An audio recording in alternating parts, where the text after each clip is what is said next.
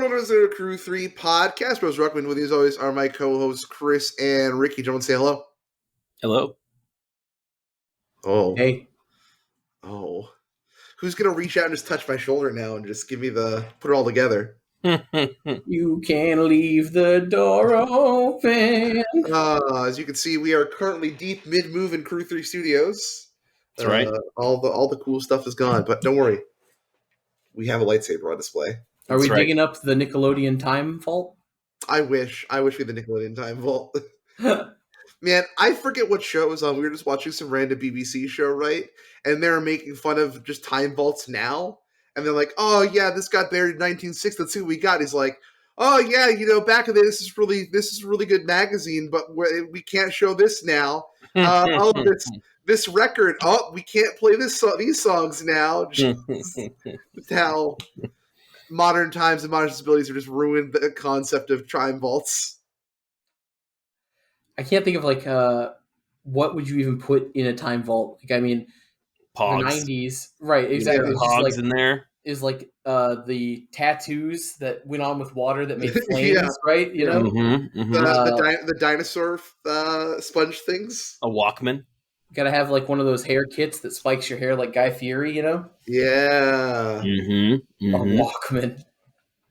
I think Ron Stock. Ooh. What about hit clips? Bro, yeah. Video now. The hit clips. Yeah. You can watch iCarly episodes like this big. I still somewhere have a Game Boy Advance cartridge of 2 episodes of Pokemon. Wow. I wonder what that sounds like. The audio quality's got to be just fantastic on that. I forget what the second episode is, but I know one of the episodes is Go West Young Meowth, which is where we find Meowth's tragic backstory where he learned to speak English at a dance school. I never watched the Meowth Learns to Speak English episode. I don't think I watched enough Pokemon as a kid. I was going to say, I had 2 episodes of The Fairly Odd Parents on my Game Boy. Oh, all right. That's good. Nice. Yeah. I think my sister had the Shrek movie on her Game Boy. There's no way they fit the whole Shrek movie on Game Boy. Look it up. They fit the whole Shrek movie on Game Boy. The whole Shrek movie? All of Shrek 1. Whoa. Wow. I don't remember it being good. I mean, yeah, the compression's awful, right? What I want to do is I want to go see people posted ROMs of those, and I want to now try to upscale to my computer monitor the ROMs of the hyper-compressed cartoon episodes. I think my sister had a SpongeBob one. I think that the SpongeBob Game Boy sounds right. Yeah, the Game Boy movies didn't play on the GameCube through the Game Boy player. No, they didn't. Which is like officially the most frustrating thing to deal with as a child in the early aughts, right? Not Game Boy related, right? But do you remember when the Yu-Gi-Oh! VHS tapes came with like the mini CDs of like 3 or 4 songs and for the hits of Yu-Gi-Oh! And they had like Yu-Gi-Oh! Rap songs? No. Oh, hold on. You don't know about Face Up, Face Down, Attack, or Defend? I'm going to tell you right now, I never bought Yu-Gi-Oh! VHS tapes. I don't think I've ever bought a VHS tape. I didn't. My parents purchased them for me when the KB Toys was closing down, right? And they were like, here's a bunch of Yu-Gi-Oh! VHS tapes for $3. I literally think every VHS we watched as a child was owned before I existed. Yeah. It's also really weird to think about that we were growing up when DVDs were coming out, right? So I remember there was a time when it was like, oh, this movie is coming out to buy on VHS DVD, but there would be a delay between the DVD release and the VHS release, where it was the DVD would come out first, but then for the poors, the VHS would come out 3 weeks later. Talking about things that are literally of the most aughts time, I owned Napoleon Dynamite on PSP. Ooh, that's better. Hey, that was higher quality than the Game Boy video. That's peak right there. That is exactly that's pretty, 1 year's snapshot of time. I was gonna say there's a few things better snapshot than that one. On your Napoleon Dynamite on UMD, because that weird reason we had is a disc. It is a disc, yeah, the UMD. Universal Media Disc Drive. I think it's Disc. Anyway, we're here to talk about Magic cards.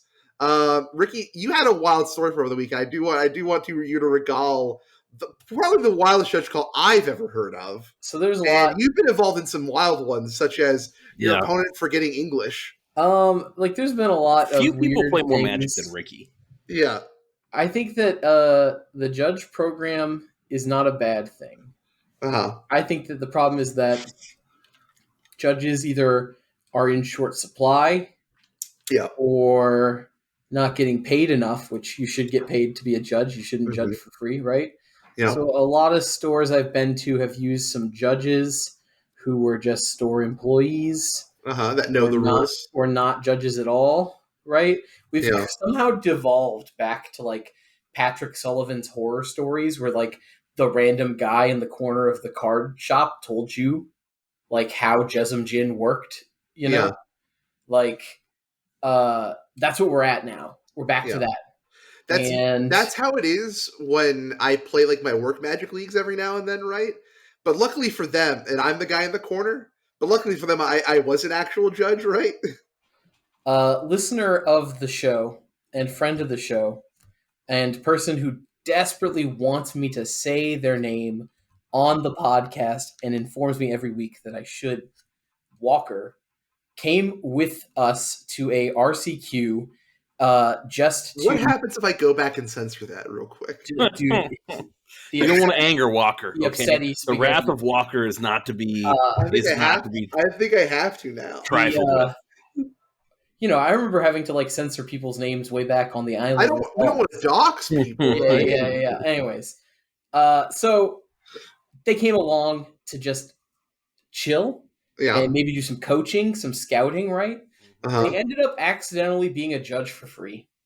But they're a hero, and in round 5 of a 6 round 40-person RCQ with very competitive players who are out here to play standard, a judge call was made by Walker, not the judge. Okay. In which Walker believed that the person who was playing Convoke was not using basic lands. And very much in fact, the person was like, just looked up and they're like, yeah, I printed out these basic lands. And then like the judge says, well, that's not allowed. And the guy just simply responded with, you mean I have to have real basics? Completely seriously. I just want to say, they did not have magic backs. I kind of agree with the guy. I'm just going to tell you right now that of the the ubiquity of basic lands. They know what I'm saying? Foiling. Now, I will agree that with secret layers and such, we have gotten to a point where it's like, really, what is a basic land, right? What is a basic? That's right. Do you remember the time at Hatters there was a guy who was just playing Pokemon Energy in his Izzet deck? Yeah. I remember the things like that. And I remember I've definitely seen some real cringe custom basic lands. Mm-hmm. You know the ones. We don't have to say it. Right. We're not going to say that player's name. Those players, that massive group of people, right? Yeah. So these weren't that. They were like Unfinity basic lands, but with a different frame and a different foiling treatment that the person made up. Very, very creative person. Printed them out themselves. They're very clearly fake. Yeah. I didn't get my hand on any of them, but I assumed they would be a little thicker than a normal Magic the Gathering card. Sure. This person, I don't believe, was trying to cheat at all. I believe they just found some really cool art for basic lands, printed it out, and jammed it in their first tournament. They made top 8. They are good at Magic, and I was not. So they did get a game loss for that game. Then they were given new basic lands, real ones, and continued playing, as is. Here's my thing. First of all, I wanted to make a joke that they went out back that morning, dug up their time machine from the 90s, found some foil pogs. Right. Like, oh, they were inspired to make this thing. Second of all, why a game loss? Like, what's the philosophy behind, hey, you were cheating. here's a game loss. What's a deck error? It's a deck error, right? So, is it a deck restriction? I think, and now I'm not a judge, but I believe I overheard people saying that it was marked cards with pattern. Okay, sure, yeah. Because it was just the basic lands, right? Mm-hmm. Yeah, because my argument would be either there's no penalty, like for something like that, that's an area where I would go. Cards are disqualified. Right. My thought is, okay, hey, if this is a problem, and we look at those cards and we say, man, you print out some basic lands, like whatever, right? It's a stupid thing. It's basic lands. These are cool, but you can't play with these because there's potential for cheating. You know what I'm saying? Like, but we don't think that they cheated. Then let's just replace the cards with lands. Yeah, and I agree. I mean, yeah, but if you look at like how are you gonna do that in the middle of the game? I see what you're saying, but I mean, like it's turn 3. Like, how are we going to replace all these lands and then the game loss is a way to end the game and fix the deck, basically. Right, okay, we got to stop this, so you get the game loss for that. Okay, right. Now, like, a bigger event, they probably would have gotten disqualified. Because I mean, that's happened before. Of like, I've seen the stories of like, yeah, I bought a couple modern decks at some guy outside the SCG Open for like a really good deal. Me and my buddy were going to go play, and then we got disqualified because they were counterfeit cards. Well, here's the thing: like, they'll fix if you sideboard wrong, right? This happened to me one time. I didn't de-sideboard, and they fixed my cards right there in the game. You know what I'm saying? It was 2 cards difference. That's easier. Yeah, I mean, that's easier. That's a quick, like, oh, this was my sideboard. Okay, quick flip, right? Yeah. Versus we have to change every basic land in their deck that is, like, in the deck still. And in their hand, we have to, like, opponent will get information of how many lands are in their hand, right? Yeah. Like, it's just, I think the game loss is perfectly fair. But also, like, I've been told that I think everybody is cheating. And that might be true. But also, it's because I've seen garbage before where, like, somebody brought the same exact thing to an FNM when we were younger and in Austin. Me and Chris were there. They brought their own printed out basic lands. And, like, person was upset. I'm not cheating. Why is this a big deal? Why can't I use these basic lands? And a very good and very skilled player and card shark in our area simply picked up the deck, shuffled it, and then flipped all 6 basic lands off the top of the deck. Like, by feel, right? Yeah. So, not saying anybody was, but you could have been, right? So, right. They are a different thickness than the normal card. So yeah. I'm not going to say disqualify, crucify them, they were cheating, but also like, we need to fix this and you should probably receive some sort of repercussion because there's a potential that cheating could have happened. Potential for cheating used to be a big philosophy thing, you know? All I'm going to say is that playing with proxies is the agenda that Jimmy Wong and Josh Lee Kwai from creating. And if you and a vote for them means a vote for proxies and all your competitors. If you vote for Ruckman for Magic Present, I promise a one-mana treasure cruise for every household. And who doesn't want that? I'm just saying we Free cannot. Tolarian Community College for all, you know? Literally more people show up to Pro Tours to watch game nights and to actually play Magic the Gathering. So we cannot invoke those people. We love those people. Look, I'm just announcing my platform for Magic President of 2024. Anyways. Sarcophagus in every household. A sarcophagus in every household. Republican candidate set. For the Continue fans out there, all 12 of us. Oh, man. Can we talk about what do we got for the people today? What are we chatting about here? So this week we're gonna see how the metagame is coping post vampires. We're gonna see if vampires are still running wild in the impact zone, taking over the format. Then we're gonna wheel that into hey, reminder, there's a ban list on Monday. And so who knows what's gonna happen? So we've got thoughts and opinions. And then we have our first Patreon submitted topic by Fasker that we're going to talk about. We'll just sort of go over how we go and pick our decks and things like that. Talk about what decks we want to buy, how we decide what decks we want to buy into and stuff like that. So I think that's also a good follow-up because, what if a deck gets banned out from under you on Monday? How do you go about picking your next deck, right? So that's what we're going to talk about here. So I say let's get rolling on into these 3 challenges real quick. On Saturday, our first challenge, we have in 8th place, Paulo Cabral BR with Quintorius Combo. 7th place, Golgar Burr on Rakdos Vampires. 6th place, Marceline on Rakdos Vampires. 5th place, Manahito on Hidden Strings. 4th place, Azax on Is It Phoenix. 3rd place, Crazy Morongo on Abs and Amalia. In 2nd place, we have I Be True on Is It Phoenix. And 1st place, Toothy MTG on Lotus Field, rocking those Archsteel Chimes, main boarding that Dragon Lord Jamoka and that Lear. So yeah, is there anything you want to talk about? I mean, hey, we still got some vampires here, not quite at the top, but I mean, we talked about last week.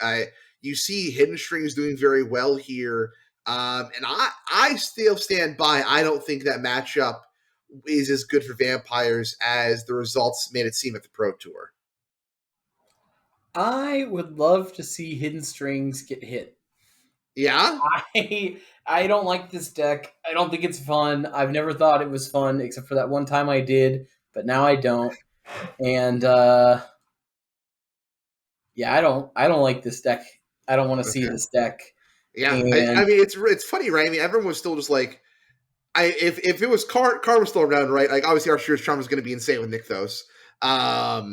But clearly everyone was worried about Mono Green Devotion and pick up Nykthos again. But Archer's Charm is here doing all the Lord's work with Lotus Field here. Like we talked about last week, just all 3 modes very relevant at all times with this deck.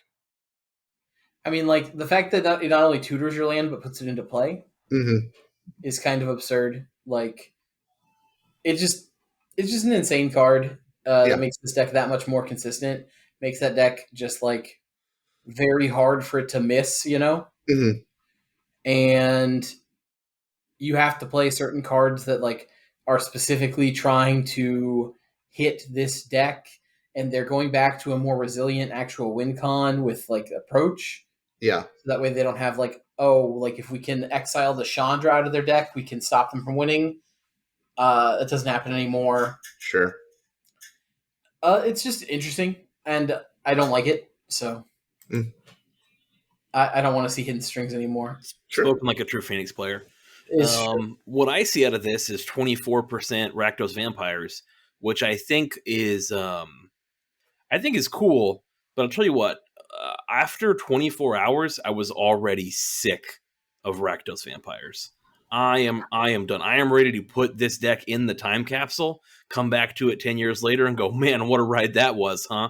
Because I am so tired of this deck. It's so dumb. I mean, and every time my opponent thought seizes me, takes whatever my removal spell or whatever I'm doing away is, and then turn 3 Vein Rippers, I'm just like, all right, cool. I would kill the Vein Ripper, but I can't because I can't pay the ward costs, and I'm not playing sweepers. So maybe it's time for Settle the Wreckage to come back. I'm not sure. I mean, hopefully it doesn't get Thoughtseize away from you. But this is kind of one of the problems with discard effects is like, hey, if you can have a really quick proactive plan, you can be in trouble, Let's talk about 6th place Vampires deck this year by Marceline. Playing 3 copies of Silver Smoke Ghoul. It is a vampire. It's a zombie vampire. Yeah. Yep. And it's pretty easy to gain the life from Vein Ripper, right? Or even just a Sorin plus. Right. Even on like Mutavault. Sorin plus on Mutavault gives you 3 life. Silver Smoke Ghoul comes back. We can sack it for more cards. And more life if there's a Vein Ripper in play. I think this deck is good. And I think you have to understand, right? Rakdos players have played Fable of the Mirror Breaker on turn 3 for the past 3 years. Yeah. Nothing has changed. Is it turn 3? Here's my Fable of the Mirror Breaker. And that's it. Now, their life is like exciting. Yeah. Variety. I could play Fable of the Mirror Breaker on turn 3. Or Sorin Imperious Bloodlord. I have choice. It's the illusion of choice, but don't tell them that.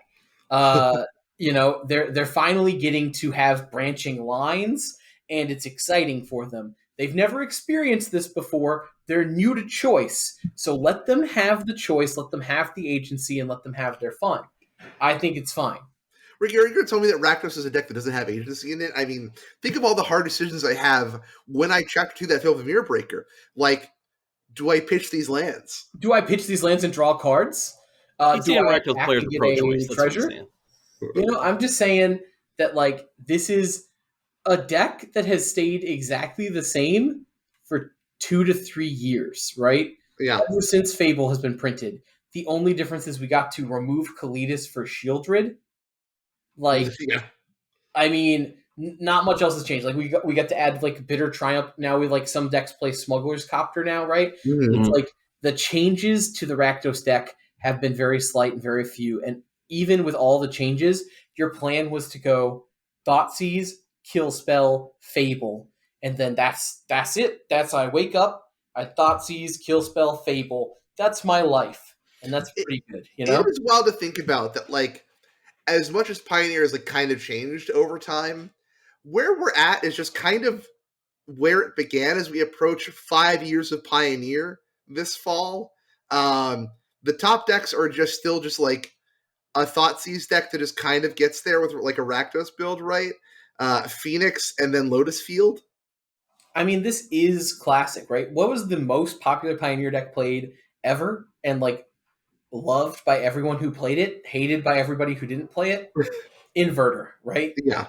Inverter was exciting because you played Thoughtseize, then played a combo that was unbeatable, right? Yeah. This is what you're doing here. You go Thoughtseize, cheese out a creature that's unbeatable. Yeah. Right? I think that's a fair comparison. A turn faster, but yes. That's why, like, I will say your turn 4, I have seen people Fable because they were didn't mulligan it correctly and didn't just mulligan into the combo, Right. So they had to Fable on turn 3. They had to Fable and then get on turn combo 4. on turn 4, right? Yeah, yeah. That's why we're playing 2 Duress in most lists in the main with the 4 Thoughtseize, because you really, I thought one gun was going to be enough, but I'm glad I bought a second, down at Gunther's Thoughtseizes, I'm going to tell you that over the weekend, I got turn 3 Vein Ripper so many times. And then I'm going to tell you that in another game, I Thoughtseized my opponent because I was finally on the play. I took a Fable, right? Yeah. And then I think I got to Thoughtseize them again on turn 2, took something else. They drew a Fable on turn 3, right? Played that Fable. On the next turn, they Sorined me. They didn't have Sorin or Vein Ripper either the previous turn. So in their draw for turn on turn 3. What's that? You were on the play. Why didn't you play Sorin? Yeah. That's a good point, Ricky. I should have Sorined on turn 3. I see. Yeah. I was not playing vampires, of course. I was not. Talking about how that swing dancer flipped his wife 30 times. Yeah. I think, like, if you're playing a Thoughtseize deck that isn't trying to Sorin into Vein Ripper on turn 3, I don't know, go home. Yeah. I was trying to make plants, Ricky. I was gardening, okay, for the future.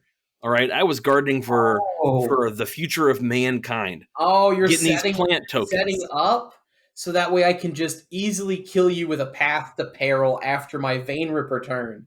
Thank you. It makes the match much faster. You can sign the slip now.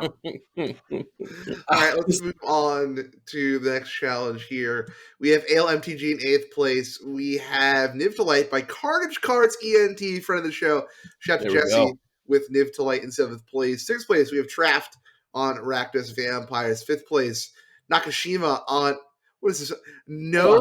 Hold on. This is a deck called Rakdos Midrange? Can we step one back? Okay, yeah. Can we talk about how, is this the greatest betrayal of your life that Traft is on Rakdos Vampires now, Ruckman? No, I'd be more betrayed if Remph was on Vampires now. Remph is, I feel like, been carrying the Zorius torch more than Traft has been lately. Mm-hmm. It does hurt a little bit. Yes, you're correct. All right, continue on. Nakashima on Rakdos. What is no Sorens, no Vein Rippers, Archfiend of the Dross. Get out of here. 4th place, Tarkin Mag on Rogues. We got a Rogues player. 3rd place, Jesus Returned on, is it Phoenix? 2nd place, Key 05232 on Abs and Amalia. And first place, Boy Triton on Is It Phoenix. So what we want to talk about? We want to talk about rogues. We want to talk about what are we talking about here? Carnage Digital Light? Where are we going? How did we beat this Amalia player? Oh, we're playing 2 Dream Render in the main? Yeah. That's how. This is like the list we were talking about from the PT, where they're just like, yeah, I'm just gonna land this Ashiok and just you're not gonna do anything. Right. I mean, it shuts down both Amalia and Lotus. So Yes. I like it. It's very bad against vampires, but hey, I think your vampires matchup as Phoenix, like now that you're kind of prepped for it, can be a fine matchup. Mm-hmm. And we get to go back to Brotherhood's End, only 1 anger. Okay. Tashana's Tidebind on the board is also pretty interesting. It's another answer to Sorin if you're on the play. Yeah, for sure. So I like it. I like it a lot. Yeah. I mean, I like that. The Amalia list, is this the Fauna Shaman list? I'm trying to load it. It is Fauna Shaman. It is the Fauna Shaman list. Not sure if I like the Fauna Shaman list, but I'm gonna try it. Like we were talking about earlier. I just ordered my Fauna Shaman, so we're gonna try it out. We're gonna get some testing in before the Hunter Burton next weekend, but I'm excited. We're gonna try it out for sure. I'm a Coco player at heart, so obviously cutting down on Coco's hurt me deeply. But I do think that cutting on Goose kind of slows us down a bit. There's no way 1 Tamio is safekeeping in your sideboard. That's why I paid for 2. That's what we're doing, huh? Yeah. We're just I also picked up foil Pick Your Poisons because that's just how we're gonna answer. Is Pick Your Poison an FNM card? Can I get FNM foils to Pick Your Poison? I don't think so. It's like Crowl, Whip Crasher, No More Lies, Lightning Helix. Yeah. What are the other 2? Ooh, I don't know. Huh. We'll have to look. I think Pick Your Poison, it might be Galvanize. I'll look it up. Y'all talk about this. Blot Out is still a very good answer to vampires, in my opinion. I think we're going with Blot Out. I mean, it just exiles that favorite for cleanly, so they can't like Takanuma back. That's pretty nice. Let's talk about Rogues here. I mean, Rogues is a deck that just really just pops in and out every now and then. It shows up, people talk about it for a little bit, and then it goes back to the druthers from which it came. So we got 4 Thieves Guild Enforcer, 3 Fairy Mastermind, 4 Soaring Thought Thief, 2 Brazen Barber, 2 Tashana's Tidebinder, 2 Shields of the Apocalypse, 1 Zareth, Sam the Trickster, 2 Jace Perfected Mind, 4 Fatal Push, 3 Thoughtseize, 4 Thoughtseize, 3 Spell Pierce, 4 Dragon Lock, 2 Shield Edict. I like Edict. I like Spell Pierce. I'm a big Spell Pierce believer. That is one way to stop a turn 3 Sorin for sure. Right. Yeah, it is. If it doesn't get Thoughtseize, or you have to spend it on a Thoughtseize. Yeah. We can also Spell Pierce their Thoughtseize.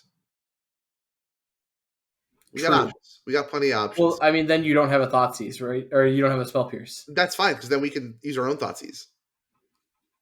All right, very fair. That's right. Yeah. We can actually use our own. We can actually use our tiny bones to get our opponent's Thoughtseize. You cannot. Actually, we got hard corrected. Sorry, I forgot to mention up top. There's a correction that makes tiny bones actually even worse of a card than it already was. We goofed. And that, let me get the corrected. I'll be honest. Mostly I goofed because I thought it was non-land card like Reenact the Crime is. Yeah, and apparently it says non-land permanent. Non-land permanent. So, throw it up on the screen here. We goofed. It is a non-land permanent. So much apologies. Cancel your pre-orders for Tiny Bones. This card is now way worse. Cancel your pre-orders. Okay, so it's. The 5 you can pull are Long Goodbye, Gleaming Gear Drake, Crawl, Whip Cracker, Lightning Helix, No More Lies. Oh, Gear Drake's pretty good. They're all pretty good, that's for sure, except for Whip Cracker, but no Pick Your Poison promo. That's unfortunate. It would have been a sick promo. Yeah, I had to go for regular foil No More Lies because I just couldn't wait for the promos. I've got 1 promo for the cube. Ooh, nice. All right. Well, I mean, do we want to talk about Rogues more? Do we want to talk about Jesse's Dim Delight here? I mean, we had an Ill-Timed Explosion. That's a fun one. Draw 2 cards.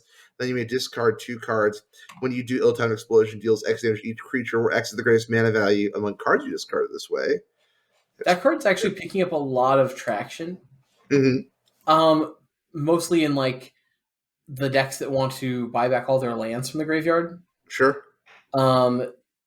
it's just sort of like one of those random cards that you can just sort of play to either draw cards, or you can play to put more lands in your yard. Mm-hmm. You can discard one land plus like one spell to kind of wipe the board. It's just like very versatile. Sure. Because you don't have to discard anything if you don't want to wipe the board. Yeah. So, plus in this deck, it's an Is It card. So. Ooh, very fancy. All right, moving on to our last challenge. In 8th place, we have Bruno Santos on Is It Phoenix. 7th place, we have Brassator on Rakdos Vampire. 6th place, we have Bebop 1999 on Rakdos Vampires. 5th place, Daniel Akos on Is It Phoenix. 4th place, we have ZNT on Abzan Amalia. 3rd place, we have Jinko HS on Hidden Strings. 2nd place, we have Tyus M, repping the Azoria Spirits. Every time I see this, Ricky, it makes me think. It makes me think for the Hunter Burton. I'm telling you, you're going to have a bad time against Phoenix. Will I, though? I just guarantee you will. I mean, we're not playing Rending Volley anymore, but like every other burn spell kills all your Phoenixes, all your spirits. We got Smuggler's Copter now. Ooh, we got Smuggler's Copter. Ooh. That dies Fiery Impulse also. And of course, first place Boy Triton on Is It Phoenix. Back to back. Back to back to back. All right. I mean, anything you want to talk about it here, or do you want to dive on in to those spicy ban list predictions? I kind of want to know how good this Tashanis Tidebinder was. We ran it back both times, right? It's the same list 2 times. But like, I'm not sold on this card. Like, I don't know what is that important that you're able to counter. Like, the Sorin deck is only really scary when you're on the draw, and this doesn't help us against Sorin against the draw on the draw, right? That's what the 2 negates are for. Sure. So I'm just trying to find out, like, we don't want to counter like the Lotus Field's trigger. That would be bad. I mean, it helps with Amalia, right? Does it? I guess we can make Amalia have no text. Yeah. Yep. That sounds fine. Yeah. Okay. We're already playing 2 Ashiok. I don't know. I want to know what it's for. Somebody reach out to me and tell me why we're playing this Tidebinder. It's probably not that good, but you can counter the activation of a Thespian stage. They just activate it again next turn. There we go. Right. Okay. They activate it again next turn, but I mean, it is what it is, right? Like, right. You can counter a Beseiju. Or Beseiju doesn't seem insane against us, but me and Reppin were talking like right when the PT happened. We're like, man, to shine a Tidebinder. You can counter Vizier, right? You can counter Odawara, right? You can counter Odawara. You can counter Vizier of Tumbling Sands. But I mean, like, Odawara is going to be how they're trying to get your Ashiok off the board. Sure. Right? Yeah. I don't know how good it is against opposing Phoenix decks, but like, you stop a Phoenix from coming back, It'd be pretty good against Ledger Shredder. He's good against Ledger Shredder. But that'd be the good one. Yeah. So it's also going to awkwardly like make it trigger again. True. Yeah. All right. Well, I think it's time. I mean, that's 1-2 wins for Phoenix. So I think it's time for. You wish.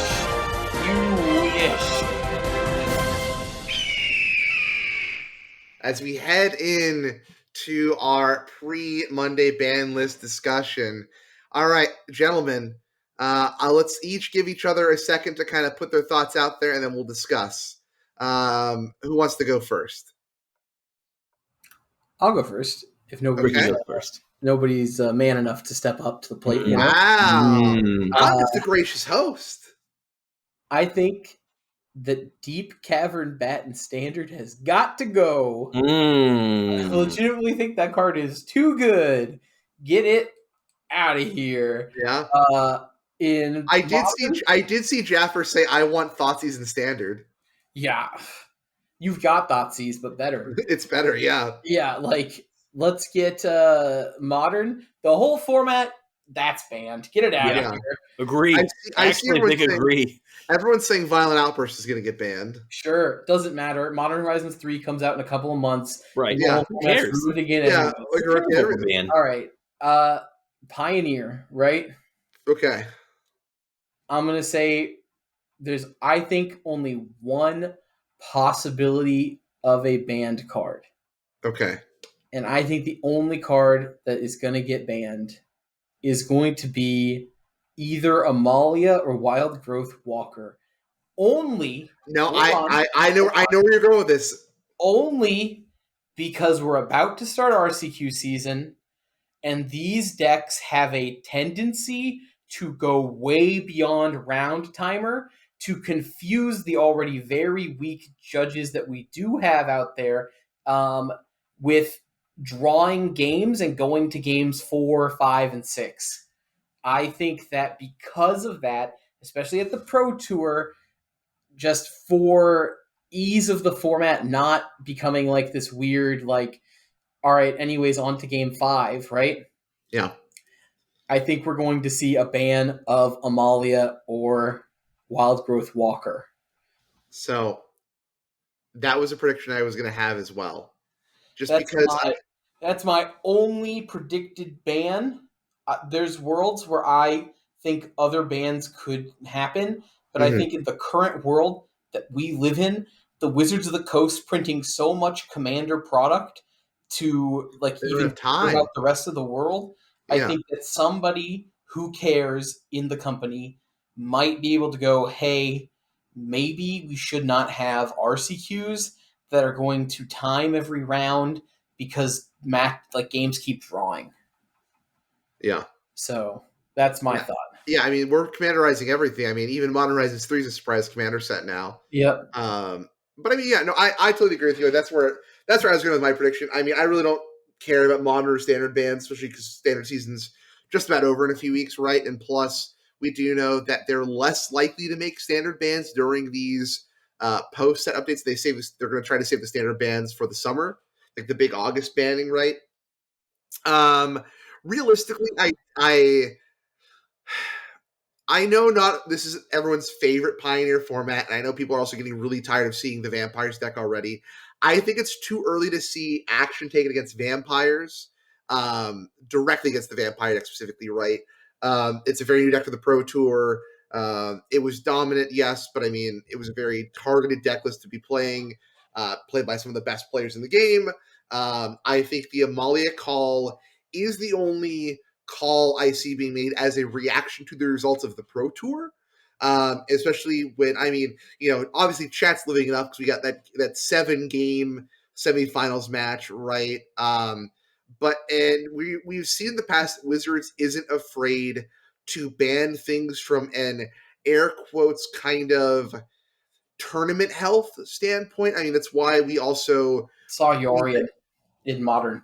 We pre-banned fetches in Pioneer for shuffling reasons. We pre-banned fetches in Pioneer to create a new format. Sure, but I mean, they also thought they also did cite shuffling, all that kind of stuff too.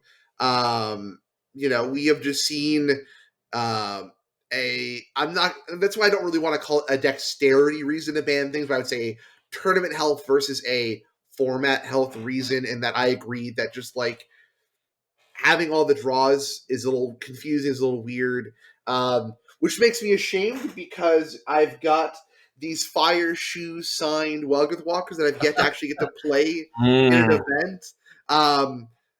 Fun fact, I was thinking about going to play Magic yesterday, actually, to finally make a Tuesday Night Magic, and my brakes gave out on me as I was getting my car inspected on the way before heading to Magic. So someone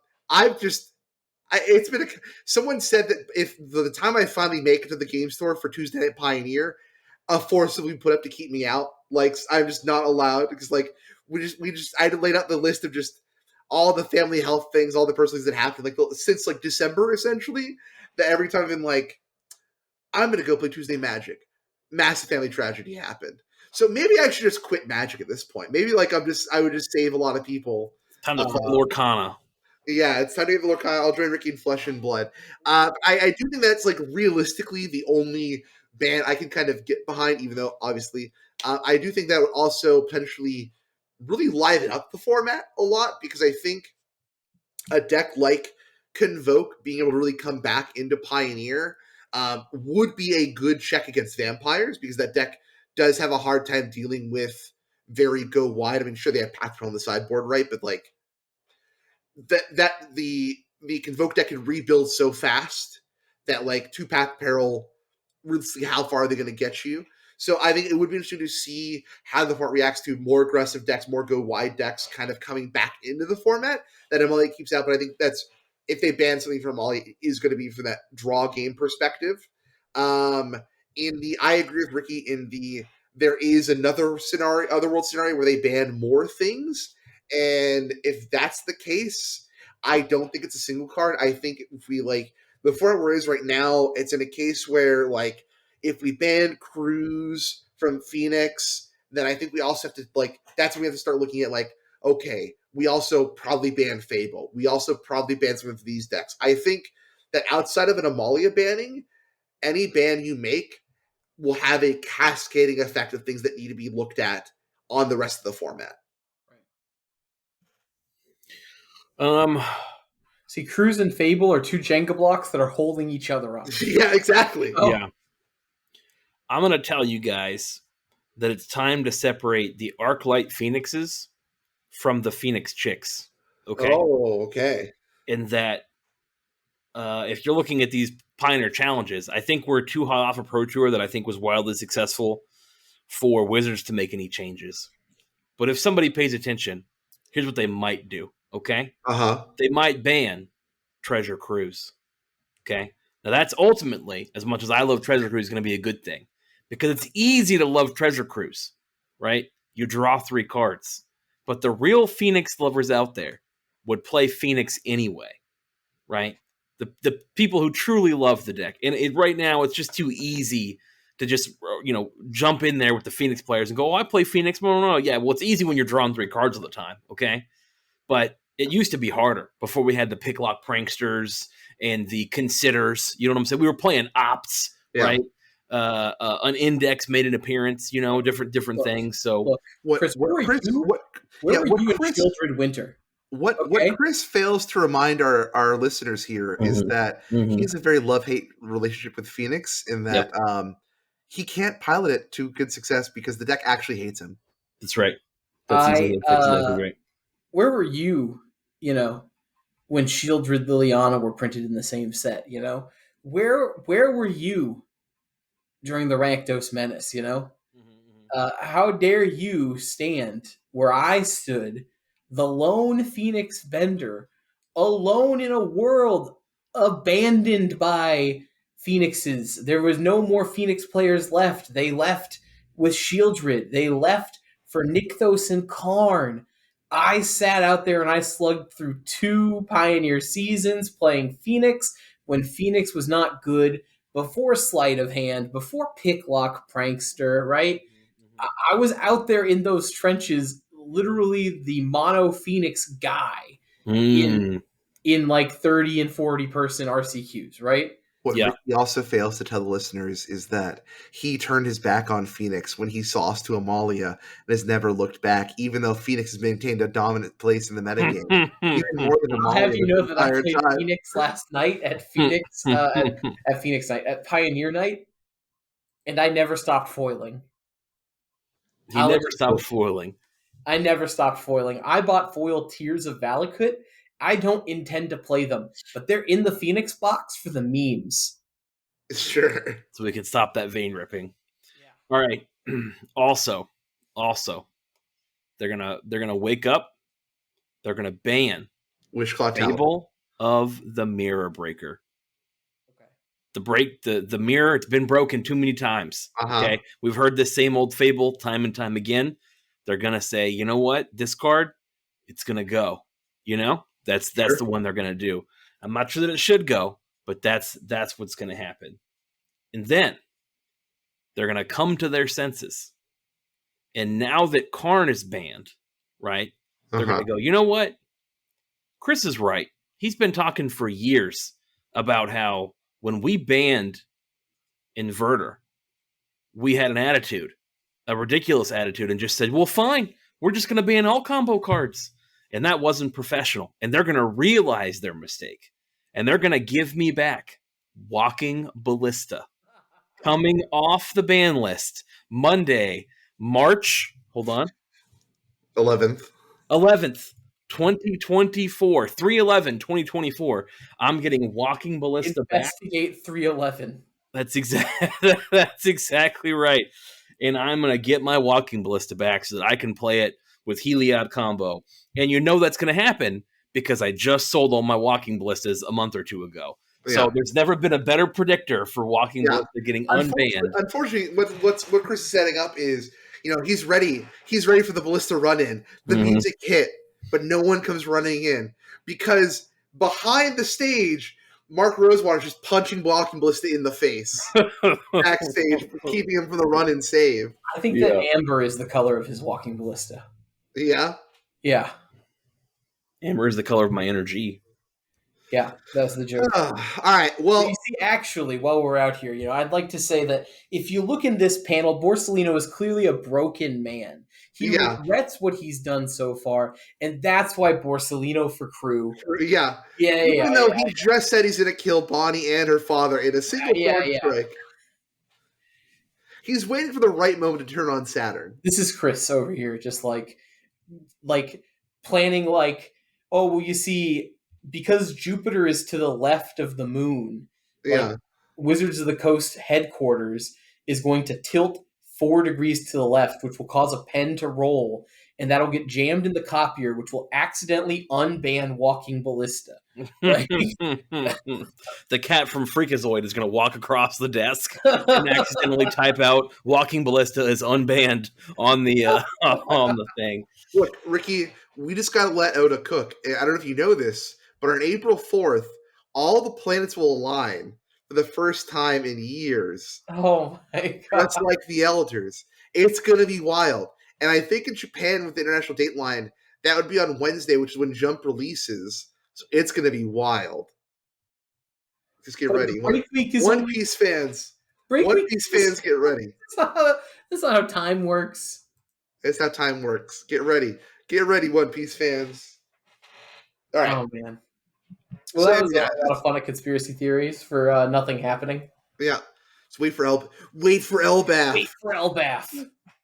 I really don't think. I mean, especially with how the last time we had a ban list, right? The previous stream was just like, hey, we'll be taking action on Modern Pioneer. Get ready for it.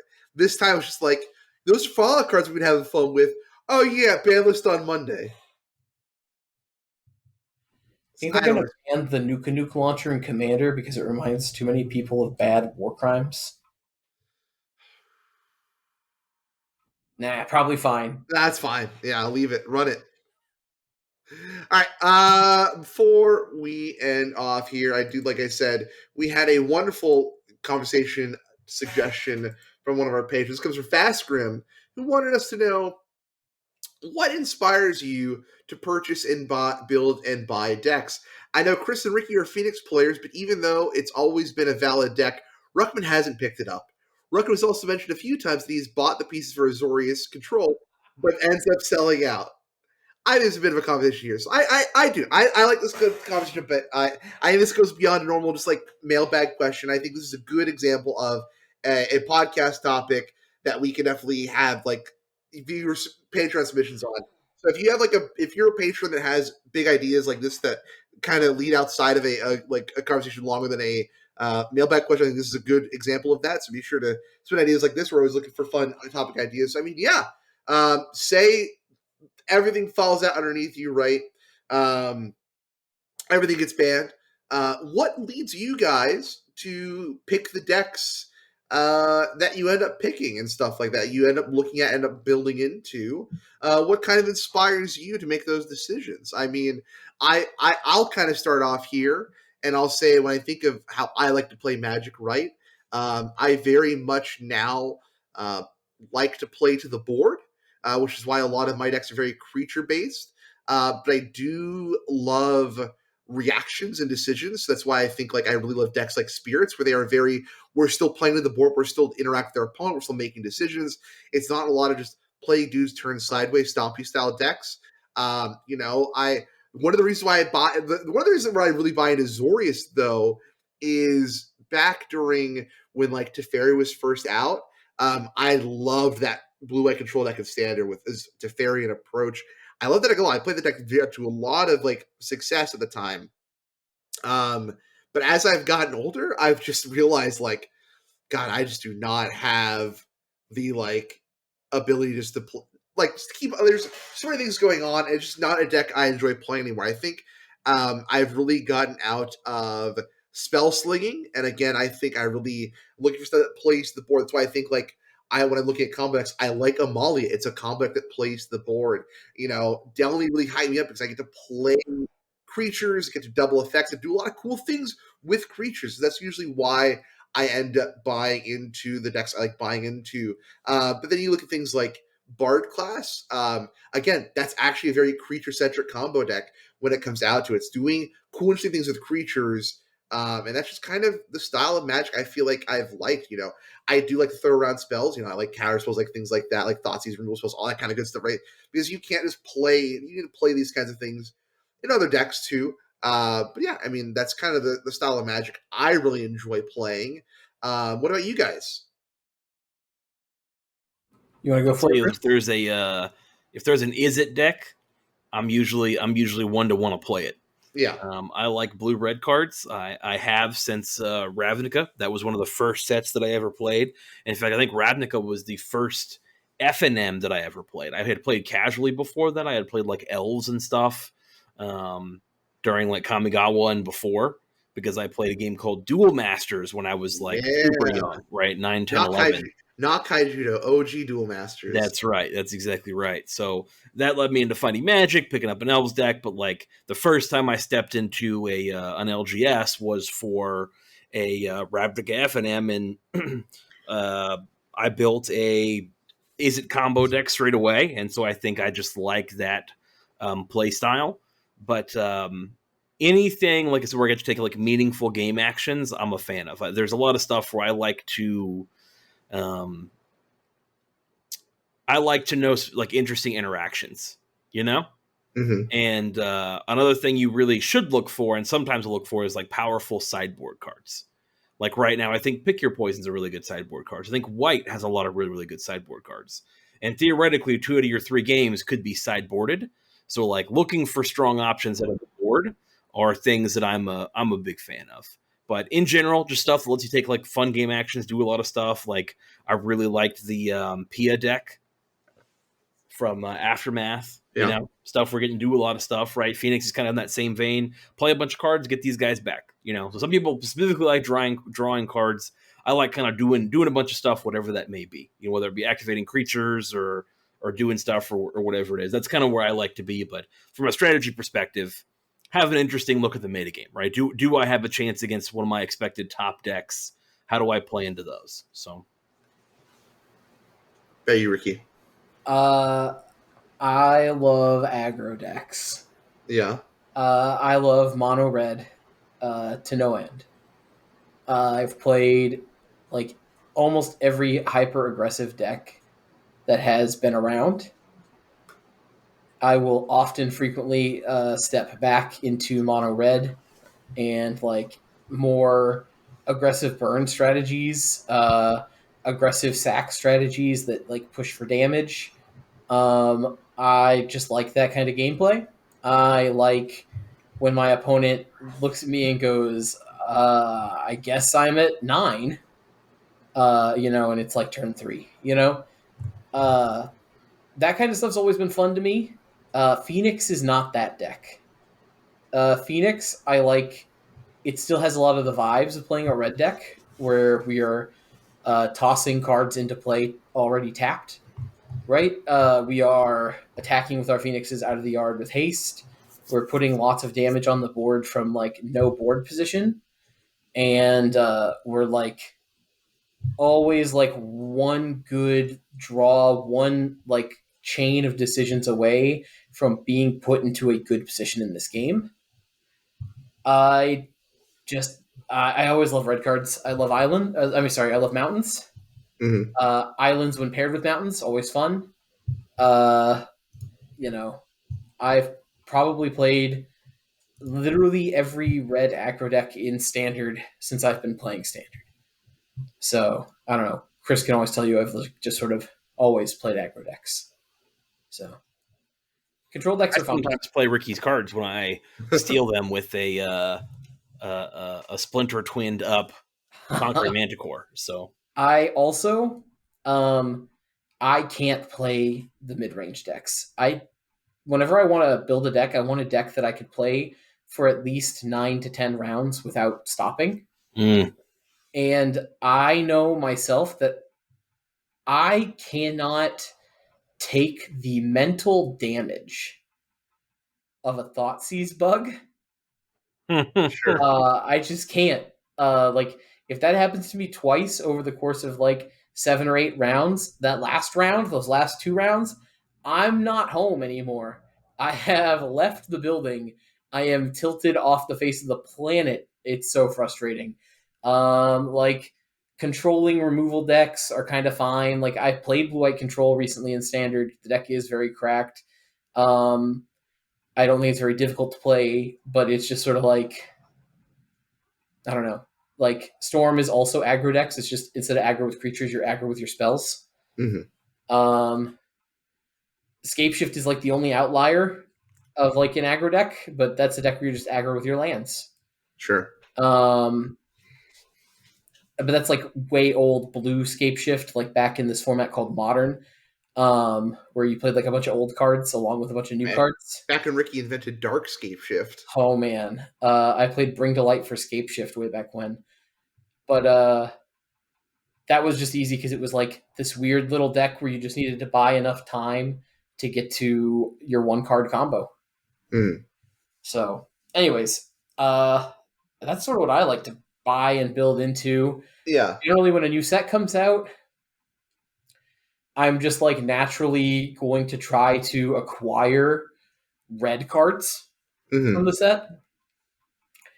And if you ever look at my like box of playables, the red section is just bigger than all the other sections. So sure, I don't know. Like red cards are the most fun to play. Yeah, I think when it comes to buying things, in the past, I mean, I've had just the problem of just I just kind of bought every deck I thought was cool, and then realized I just had way too much stuff. Right. So I think my contribution to that portion of what I'm buying, besides just updates to the decks I'm kind of playing at the moment, right? Like, you know, every set I'll go, what are the new spirits cards? What are the new like cards I need for like the decks that I really enjoy?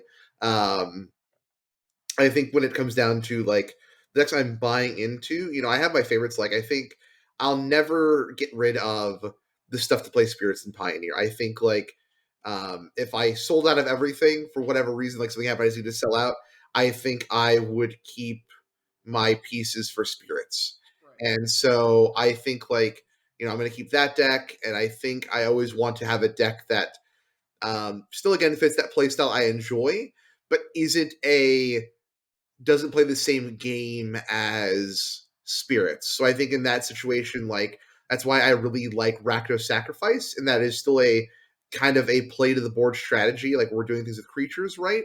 But it is also we're proactive, we're doing our own thing, and we're not reactionary to what opponent's doing.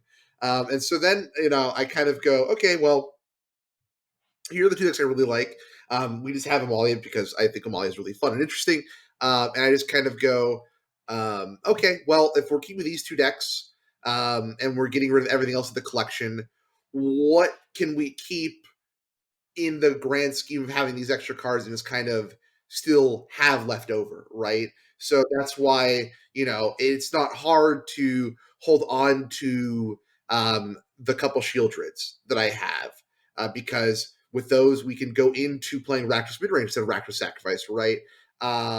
We have Amalia still, which means we have an Abzan mana base still. So, hey, why not hold on to some Grease Fangs at the same time, right? I think when I'm thinking about like the decks I'm holding on to and buying, it just kind of comes down to these are the decks I know I for sure want to keep for always, which is like Sack and Spirits. And then I think, what's the kind of fun deck I've picked up and playing right now? That's Amalia. And so then we just kind of look in the grand scheme of those decks. What can we just hold on to that isn't just cluttering the binder that we're just never going to play again? So that's kind of what I think about when I'm like purging my collection or looking to pick up other things too. I buy foil red cards, foil cantrips, and I buy lands Yeah. when they come out. Give Ricky all your foil cowboy lands. I've already placed an order. Ooh. I have a standing order with a local game store for 25 of every basic in foil and 25 of every basic in non-foil. Ooh. Yep. I want them. But Yeah. I don't know. I just like when new sets come out, I go and play drafts. I play limited. I bring my trade binder around everywhere. I trade everything that isn't red and Sure. shiny cards that I know that I need or something. I try to get 2 of every land that's not a basic land, 4 ofs for like the good ones, right? Like 4 of Sure. all the fast lands, 4 of all the shock lands and stuff, right? Yeah. And then it's eventually become like 5 ofs because I need one for like cube or something, and I have like a whole lands binder, and then I'm never like, it's like, wow, Denley sure is a good card, and I'm just like, yeah, it is. I'm like, I don't think I'm playing Denley though, so I'm just not gonna pick one up. Like, Sure. you know, I'd much rather pick up Hazarets. I'd much rather pick up like foil Goblin Chain Whirlers. I'm still picking up foil Goblin Chain Whirlers. You know, I Yeah. had a couple. I'm always excited to trade for like foil red cards. If there's ever promos of red cards, you better believe I'm going to F&M. Yeah. Man, I tell you what, speaking of Delney, after I got those invisible ink foil Vein vein Rippers? rippers, I think the showcase Delney art is worse than the regular art in my opinion. But man, the invisible ink foils are super cool. Like I was telling you guys, I don't know if it's like this on the regular foil versions of these cards as well, but the invisible ink, the art, they feel like printed photographs. They Weird. don't feel like regular foil. They feel like printed photographs. Oh wow. And then the invisible ink stuff is kind of like raised in texture as well. So I Yeah. mean, I'll have it with me in the 100 burn, so you can check them out. But yeah, the art of them is so. I don't know if the regular showcase foils are like that, but that's such a cool touch. At least on the invisible ink, I noticed. So, but that's not what we're talking about. So I mean, yeah, I mean, Chris, anything else you want to add to stuff about how you what you looking into when you're buying and selling, trying to make your decisions? No, I think it's important to find something that you like. I will tell you that one cool thing is if you can, proxy your basic lands ahead of time and have some fun with those, and then just remember to change them out when you go play competitive tournaments. Nothing wrong with a good old proxy for testing, right? Really nothing at all, or playing with your friends. But it's just for competitive integrity is the only reason that it matters for that, right? It's just like, hey, if you can't print the exact thickness, you have marked cards. So Yeah. I would tell you don't rush into anything. I mean, Pioneer is super cheap. So if you see something that's cool, buy into it, make your stuff as interesting as you want, but spend a little bit of time testing it first. Maybe play it on Arena if you can. If you've got a rental service, put an MTGO. So get a feel for a deck before you go buying and selling physical cards. But I also really like the way that Ricky does it. Where like Ricky's a Phoenix player through and through. He's got a box of cards for Phoenix. We talk about it time and time again. Hey, these are cards that are potentials for different builds, and if he wants to swap the cards out, it's super easy. So if you've got a deck that you think it can, is a pet deck or could be a pet deck, like including a bunch of potentials in its own like little box or deck box to kind of swap cards in and out, swap sideboard cards in and out, I do think is like a really, really good idea, kind of tangentially related to what we were talking about as far as like, hey, you find a deck, you stick with it, right? But I do like the idea of knowing what you're getting into before going and committing everything, Yeah. For sure. All right. Well, I want to thank Fast Grim for that wonderful topic. We hope we did enough justice to you. All right. I think it's time to wrap things up. I want to say thank you to our wonderful Patreon, patreon.com/crew3mtg. If you have a great topic like that, we could spend a good bit amount of time on. Be sure to drop in the Patreon only channel. Following probably next week or so, like I said, we're going to start having the polls going for topics. I know Ricky has a really good topic we're going to do. I'm not going to quite spoil it because we do need to do some stuff in the back end for, but we're gonna have a cool topic there coming up here in a few weeks. We're gonna have spoilers for Thunder Junction starting soon. Lots of good stuff. So get ready for things like our Does It Slap Thunder Junction video to come out, episode to come out. So we got lots of good stuff going on there. So thank you to all for patreon.com/crew3mtg. Several tiers available there. All of them get access to our Patreon Discord. I've also been, posting videos early and things like that over to there when we can. Of course, everyone does have access to. If you don't have a topic you feel like that's for a whole episode, you just have a little fun question for us, you can put it in the Patreon mailbag, which could sound something like this. This question comes from Amal GG. A little bit late on this one, right? This was submitted in January. Of course, it takes a bit to get to these mailbags sometimes. What are you playing in Standard if you're participating this season? Ricky, you participated the most out of all of us. So what did you play this season in Standard? I've played a lot of Mono Red. Uh-huh. I played a little bit of Blue White Control. And I played a little bit of Red Green Combat Tricks. All of them very good decks. I love Mono Red. It really has a great matchup against Convoke. Unless you're in Denver playing for the Invite, in which you will lose to Convoke. It really has a good matchup into a lot of like the mid-range decks with like your Urbrass Forge. And like catch a lot of people slipping on that Urbrass Forge. The only problem matchup is like the newer, older Esper. Esper has like changed 20 million times. It like slimmed down, and then it was like now all small drops, and now it's back to like we're playing 4 Denics and we're playing wedding announcements and stuff. Yeah. And so like the Denic build really hurts us. Just more lifelinkers to deal with. Other than just that, makes it kind of hard. But ultimately, I like Mono Red. I like Blue White Control. I don't like Toxic. I think Toxic is a good deck that loses to itself. And I don't have the kind of luck required to play a deck that just loses to its own mana a lot. So more luck to everybody else who plays it. You'll probably beat me, but I won't beat you with it. So Sure. I've played. I only have to play in one RCQ. I mean, I was going to talk about how wild my year has been since like even December. So I started off playing Soldiers, Last Azorius Flash, and then Karlov Manor came out and totally ruined that deck. I think if I would play towards the end of the season here, I think where Esper mid-range is at right now is kind of a deck I would probably enjoy playing. I mean, I love Rafine as a card and stuff like that, so I think where that deck's at right now kind of fits what I would like to be playing. But also at the same time, Chris got me to buy Monastery Mentors, and they never got sleeved up. So that would probably get played at least once, I feel like. What about you, Chris? You already know, Rookman. There's only one man for me, and he runs the monastery. Yeah. Okay, he's the man in charge of the monastery. That's what I'm playing in Standard. Blue White Mentor, soon to maybe be playing in Pioneer as well. We'll see. What about Hadi Jin? Hadi Jin is the backup plan, all right? Yeah. You're wrong. We've got our main, and that's what we've got our second phone. We've got our second phone so that when Monastery Mentor's out of town, they got to do the traveling mentoring. You can't always mentor in one place. You got to go to where the people are. So you got to mentor in another city. That's when you get your second phone for your Hadi Jin, All right. Well, thank you, Amal, for that question. I mean, it was obviously, towards the bottom of the bag where we were at. But, hey, never a bad question. Always a good time to answer a question. So if you want to submit a question like that, feel free to chime into the Patreon mailbag, drop your questions there.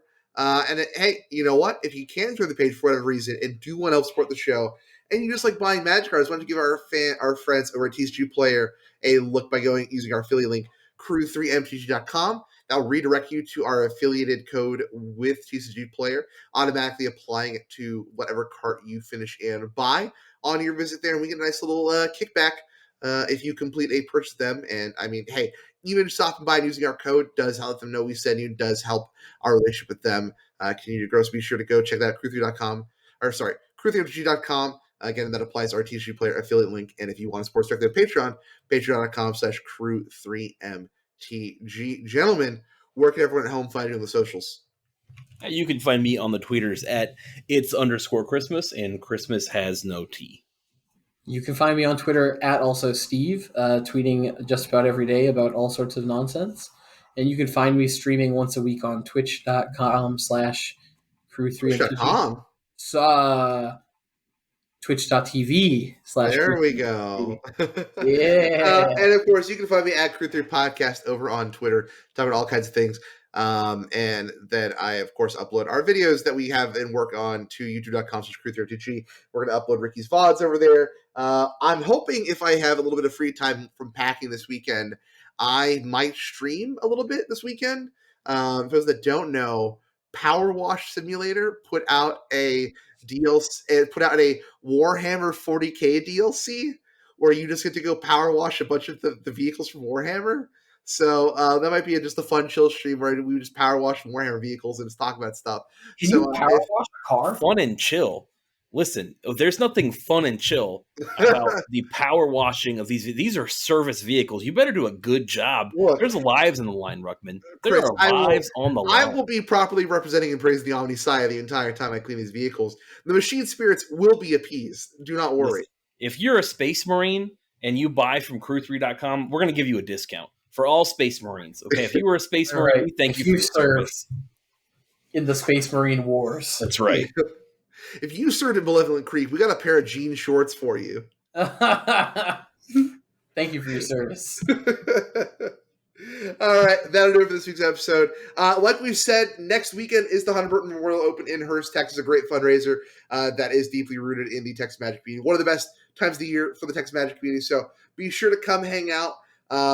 Ricky's got some of our stickers. I was going to print off more stickers, but now that I'm moving, the sticker factory is shut down. But I have ordered some stickers that will hopefully be here in time, and these are going to be kind of fun and exclusive for the Hunter Burton, and we'll send them out and hand them out, of course, whatever we have left over if you catch us. But if you're going to be at the Hunter Burton, say hi to us. We're going to be hanging out all weekend. We'll have stuff to give away. We'll have Sharpies to sign stuff, so be sure to stop us, say hi. We'll have a good time.